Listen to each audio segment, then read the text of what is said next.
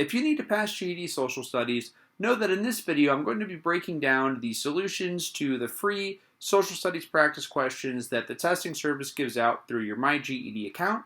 Now, if you missed part 1 in the series, that's totally okay. You can start right here. And if you're coming from the part 1 video, welcome back, and let's get started with the video. Alright, so here's the passage with the first question. It says, since the 19th century, many people have worked for equal rights for women. Much of this effort focused on suffrage, which is the right to vote. One of the greatest victories for advocates of women's rights was ratification of the 19th Amendment to the U.S. Constitution in 1920. The 19th Amendment stated that the right of citizens of the United States to vote shall not be denied or abridged by the United States or by any state on account of sex. However, the struggle for equality in other areas of society continued even after the 19th Amendment granted women suffrage. Which statement explains the number of women serving in the U.S. House of Representatives during the 65th congressional session? A. Women lack suffrage rights at the national level. B. States used literacy tests to restrict women's voting rights.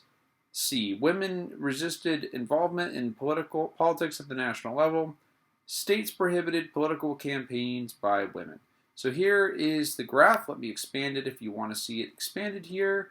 And so take all the time that you need to. You can pause the video, reread this, whatever you have to do, and then when you're ready, we'll go over it. Okay, so the answer here, I think what they want you to see here in this question is that here's the 65th Congress. So it looks like, if we look at the number of women representatives, it looks like just one or really close, either 0 or 1. I think there's just 1 here. Then it went back down to 0, it looked like here. And then it started to go up a little bit, and then bam, all of a sudden it started going up, and it goes up more and more and more and more until about the 110th, where we see that we're up to above 70. So basically, I think that what they're trying to get at here is that we know that the women's suffrage or women's right to vote was in 1920, and the graph here tells us that this is data from 1970 to 2011, and so we can assume or we can infer that the 65th session of Congress was most likely before 1920, before women had the right to vote. So this is going to be the right answer here. And so let me get the answer rationale, the notes that the testing service wants you to be aware of here and their explanation. I'll put this up here on the screen. It says, women's suffrage was guaranteed by the U.S. government when the 19th Amendment was ratified in 1920. Although many Western states allowed women to vote before national suffrage, the graph shows that just one woman served in the U.S. House of Representatives during the 65th session of Congress. The 65th session was held from 1917 to 1919, just before the women's suffrage amendment was ratified. So if you want to add these to your notes or anything like that, you can pause the video, take all the time you need to study this, and we'll move on right now. Okay, so next we have the quotations below were taken from a magazine article about the U.S. government during the first decades after independence from Britain. Which quotation allows a reader to infer that the power of the U.S. government is limited? A. A fear of tyranny led to the creation of a national government under the Articles of Confederation, which lasted less than a decade. B. As a result, the founders drafted the U.S. Constitution, which addressed weaknesses of the Articles of Confederation.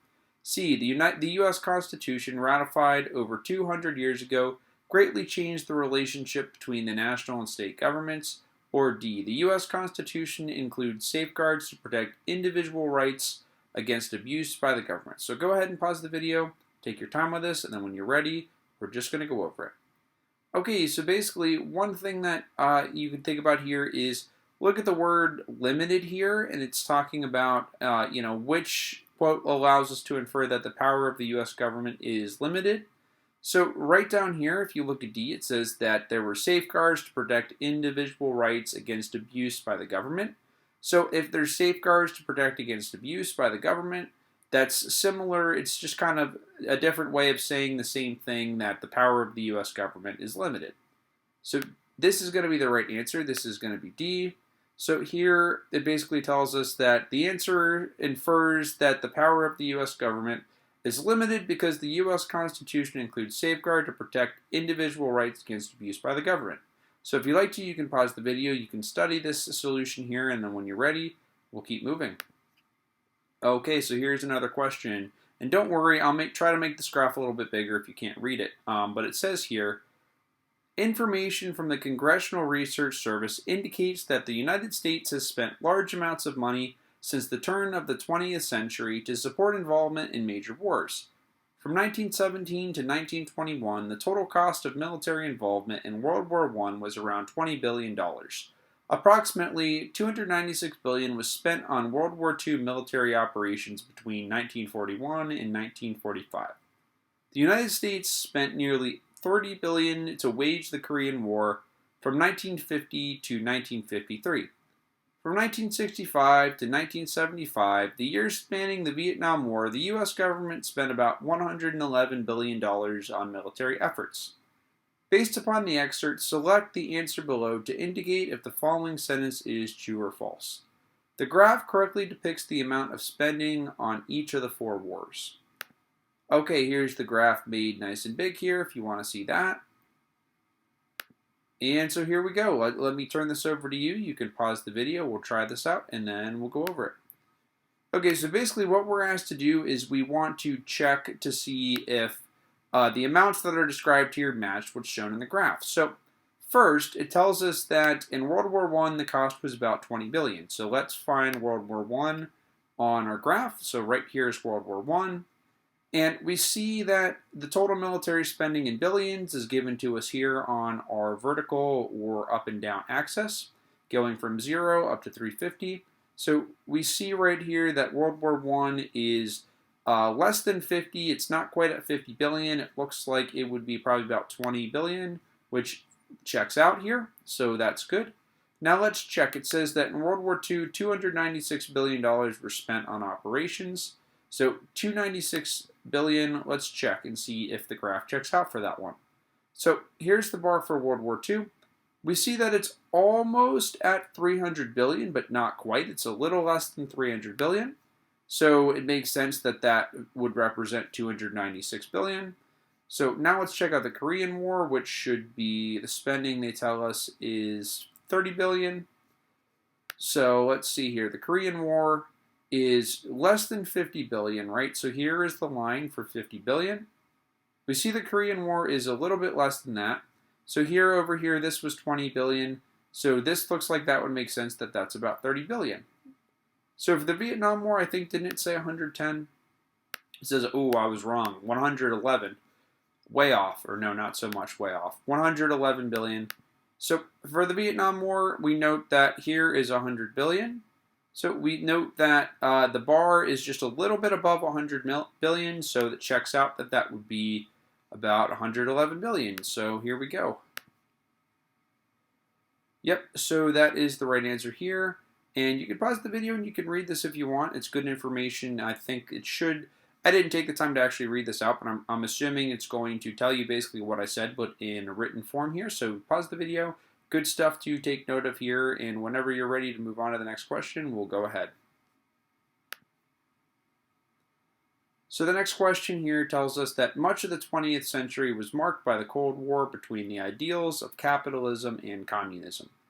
Select the answer that shows the correct capitalism or communism ideals. A. Capitalism equals classless society. Communism equals profit motive. B. Capitalism equals profit motive. Communism equals private ownership. C. Capitalism equals competitive markets. And communism equals profit motive. Or D. Capitalism equals profit motive and communism equals income redistribution. So let's have you pause the video, try your best on this one, and then when you're ready, we'll simply go over it. Okay, so basically, this, I believe, is going to be the right answer here. Yes, it is. And so if you didn't know anything about capitalism and communism, then now is the time to learn. Basically, you should associate certain things with capitalism, right? One of those is profit. So the United States economy, it's not completely a capitalistic system, but it's pretty close. It is generally regarded as a capitalist economy, although it's not technically fully capitalist, but it is basically capitalist economy. But you should note that that's associated with profit motive, private ownership, meaning people can own houses, people can own their own businesses, and competitive markets. So if someone wants to open a barber shop, somebody down the street also wants to open a barber shop, whoever is going to have the best price, or whoever is going to provide the best haircuts, or however they want to do it, maybe whoever has the best advertising, but somebody might do better than the other. If one person gets more customers and makes more money, the other person might lose customers, and that is it's really good if your business is thriving, but if you're unfortunately on the losing end of it, you can lose money, which is never good. So those are just some ideas with capitalism here that you should know about. And really, private ownership is just exactly what it sounds like. You can own your own land.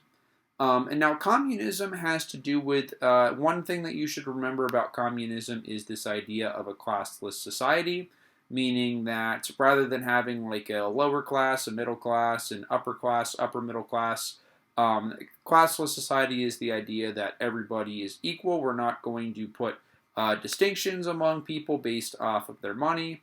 It says that while many capitalist systems exist in democratic countries that stress political equality, the development of different income levels within society is considered a natural consequence of a capitalist economy. So somebody like Bill Gates is super wealthy. Somebody like me is not anywhere near Bill Gates' amount of wealth and never will be. That's just how it is. Bill Gates is in the upper elite class. I am not, but hey, you know what? That's just how it goes. And state ownership of all property is another thing that is associated with communism. So let me make this simple here for you. If nothing else, what you should know about capitalism is just remember it's associated with profit motive, private ownership, and competitive markets. Then for communism, you should just try to memorize that it's associated with income redistribution, classless society, and state ownership of all property. Now, if you want to, it would be a good idea to pause the video and take your time and just read through all the stuff on the screen here, make sure you understand it all. I don't necessarily think that it's going to be worth your time to make flashcards with all these definitions and memorize these definitions word for word. If you want to, it wouldn't hurt, but my personal opinion would be to just make sure that these three ideas are associated with capitalism, and that these three ideas are associated with communism, and just try to understand what that means. Like if I were to ask you, for example, what is the idea of a classless society? If you could explain to me something like a classless society is one where there's no middle class, there's no upper class, everyone is, in theory, going to be equal. That is a pretty good summary on a basic level of what a classless society is. If I were to ask you, what does state ownership of property mean? If you could basically explain, well, the government is going to own the property, people don't own property, something like that, that's putting it very simply. But as long as you know which ideas are associated with capitalism and which are associated with communism, and you kind of understand in your own words what each idea means, then you should be in good shape. Okay, the next question says, in January 1991, President George H.W. Bush made a speech about Iraq's invasion of Kuwait. Which statement from President Bush's speech is an opinion? A. The United Nations, with the full support of the United States, has already tried to peacefully pressure Iraq out of Kuwait. B. And our own economy is suffering the effects of higher oil prices stemming from Saddam's aggression. C. Economic sanctions are taking a toll, but they are still not forcing Saddam out of Kuwait. And D. We have seen too often in this century how quickly any threat to one becomes a threat to all. So let's have you pause the video and then try this out, and then when you're ready, we'll go over it. Okay, so this question, I think I covered this exact question in my study guide video, and basically the answer here is D. And the idea with fact versus opinion is that one way you can often find the right answer, and this doesn't always work, but sometimes it does, is whichever one is the most vague, whichever answer choices that are more specific and contain more facts are probably going to be right. Like, for example, the United Nations, with the full support of the United States, has already tried to peacefully pressure Iraq out of Kuwait. Like, see how this is just a very specific answer choice? Like, this one says, economic sanctions are taking a toll, but they're still not forcing Saddam out of Kuwait. This is describing an event. It's very clear, factual information.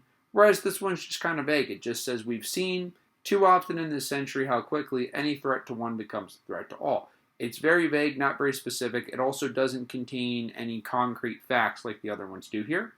And so let's see what they say here. Yeah, so they just say, the statement does not provide any factual statements that we have seen how quickly a threat to one becomes a threat to all. All right, so it just talks about here, it says, for example, an author, blah, blah, blah. I'll let you read this if you'd like to. Thank you so much for sticking with me here. Really appreciate it. Good luck on GED Social Studies. I hope this video is helpful.